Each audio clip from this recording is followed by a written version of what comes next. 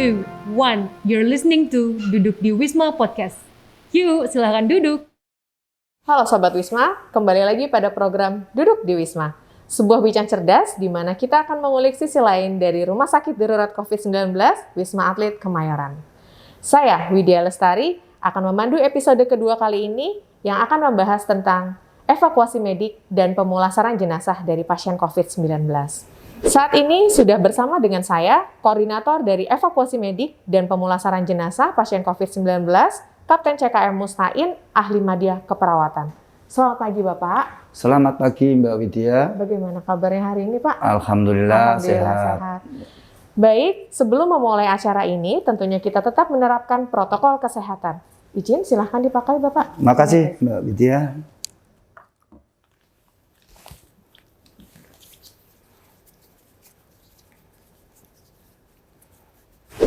Di sini kita mau ngobrol-ngobrol santai ya Pak, memberikan sedikit informasi dan gambaran kepada masyarakat tentang bagaimana proses evakuasi medis pasien dan juga pemulasaran jenazah pasien COVID-19 yang ada di Wisma Atlet ini.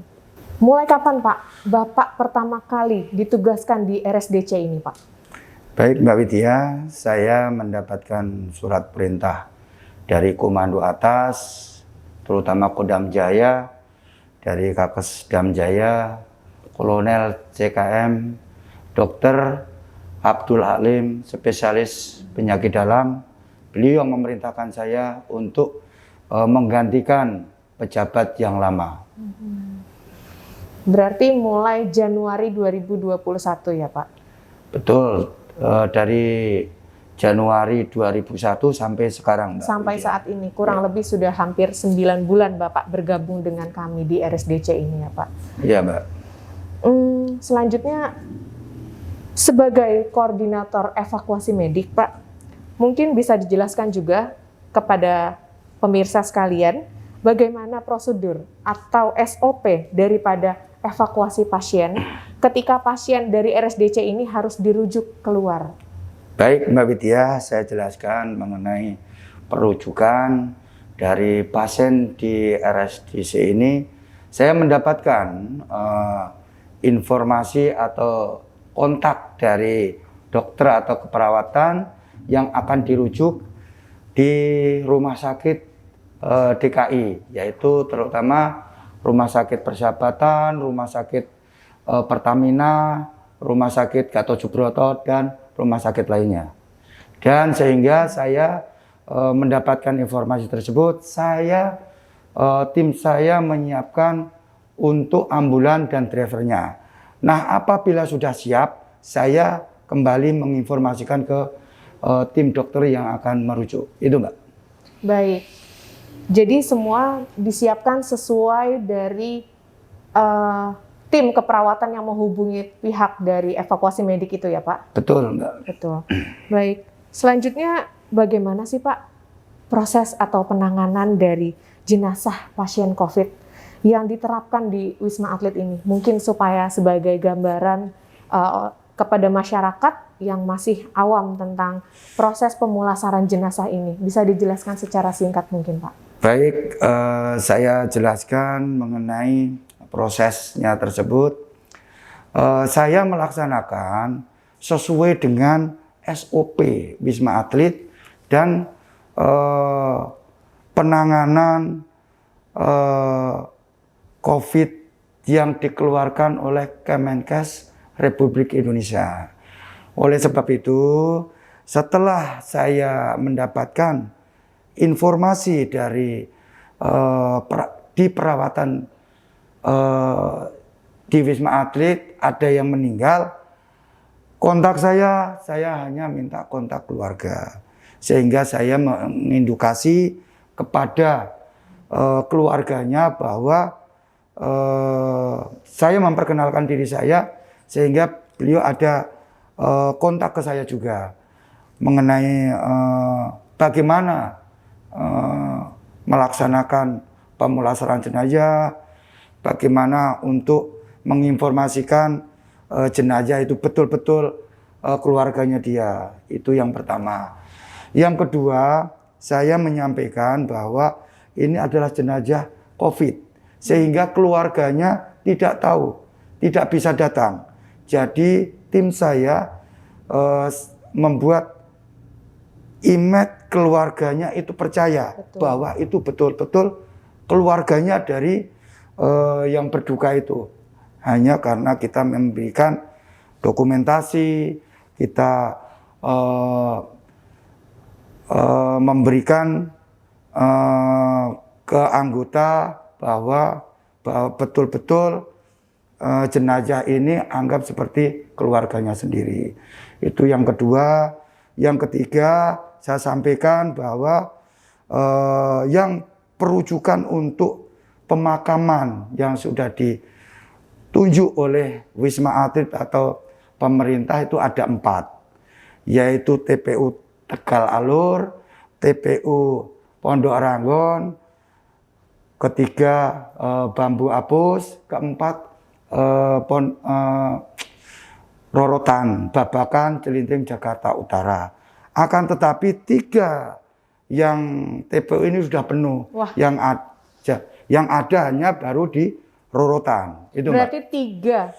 3 TPU sudah penuh ya Pak? Tinggal satu-satunya TPU yang masih menerima jenazah daripada pasien COVID. Seperti itu ya Pak? Iya. Dan ada lagi Mbak, kalau ada permintaan dari keluarga untuk dimakamkan di TPU lain atau keinginan keluarga, ini saya memberikan toleran. Akan tetapi saya minta surat pernyataan dari TPU yang menerima pemakaman COVID tersebut dengan standar COVID. Itu yang saya sampaikan ke keluarga. Ya Pak, harus dengan standar yang diterapkan pemerintah mengenai proses pemakaman jenazah COVID itu sendiri.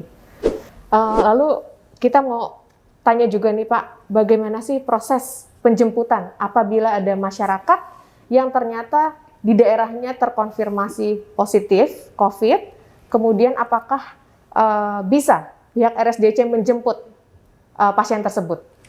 Baik Mbak Widya, sebenarnya bisa. Apabila dari warga itu kontak ke call center Wisma Atlet. Betul. Sehingga menginformasikan ke saya hanya minta kontaknya. Sehingga saya mengkontak ke RT atau RW yang mengkontak tadi, saya aksikan, kalau sudah oke, saya memerintahkan anggota saya untuk menjemput dan dirawat di Wisma Atlet. Dimanapun bisa, sehingga untuk penjemputan itu lancar, itu Mbak. Sekitaran Jabodetabek Pak? Betul, Jabodetabek, itu yang kita layanin. Tapi kalau di luar, mungkin dari tempat lain. Ada rumah sakit terdekat mungkin yang bisa menangani COVID juga ya Pak? Betul. Mungkin bisa diinformasikan kepada masyarakat juga, bagaimana sih proses penanganan daripada jenazah COVID-19 ini, Pak? Baik, Mbak, saya sampaikan bahwa untuk penanganan jenazah COVID ini saya sesuai dengan standar COVID. SOP yang ada di Wisma, yang kedua standar dari Kemenkes. Mungkin juga sama rumah sakit juga sama seperti itu. Nah, apabila keluarga menanyakan ke saya bahwa jenazah ini mau dibawa kemana, saya sampaikan. Untuk itu, setelah selesai penanganan tersebut, ada yang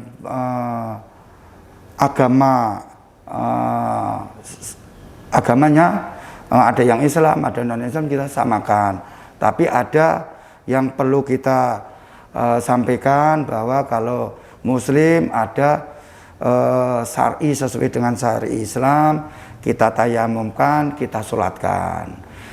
Oleh sebab itu, kalau yang non-Muslim itu ada yang menginginkan pakai baju yang terbaik biasanya. Betul, ya, Pak? sesuai dengan baju.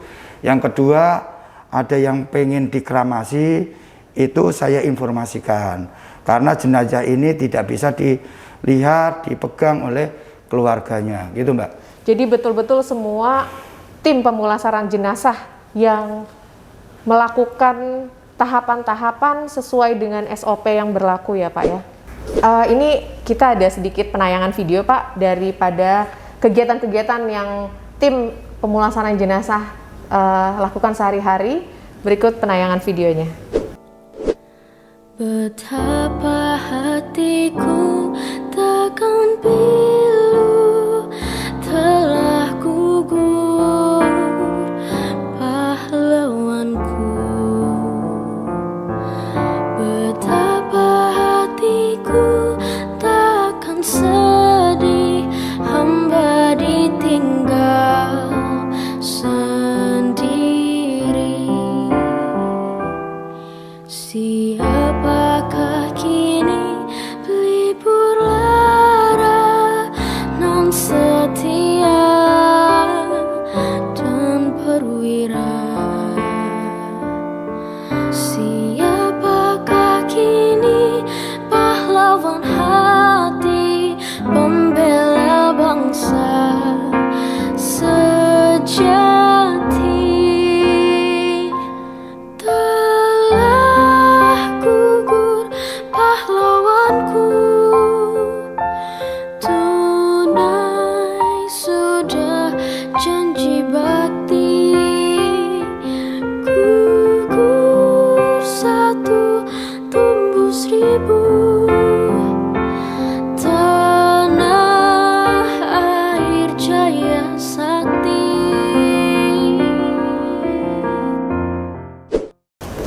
Baik, kita sudah saksikan bagaimana kegiatan yang dilakukan oleh tim pemulasaran jenazah dari Wisma Atlet Kemayoran ini. Selanjutnya Pak, saya juga mungkin perlu diberikan informasi tentang bagaimana sih Pak pada saat pemakaman itu, apakah keluarga boleh mendampingi keluarganya tersebut pada saat proses pemakaman? Baik, setelah proses pemulasaran sudah selesai, untuk proses ke pemakaman, koordinator pemulasaran kontak supir ambulan. Itu ada dua Mbak, supir ambulan.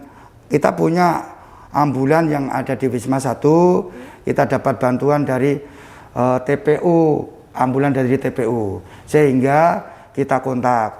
Apabila sudah kontak, supir ini minta kontak keluarga untuk menjadi ahli waris. Umpamanya di pemakaman itu harus keluarganya tahu, sehingga kalau memang ikut ke pemakaman itu diperbolehkan dengan iring-iringan. Jadi keluarga bisa ikut dari start RSDC sampai TPU yang ditunjuk ya Pak ya, seperti itu. Oh iya Pak, kita juga mungkin perlu diberikan sedikit gambaran.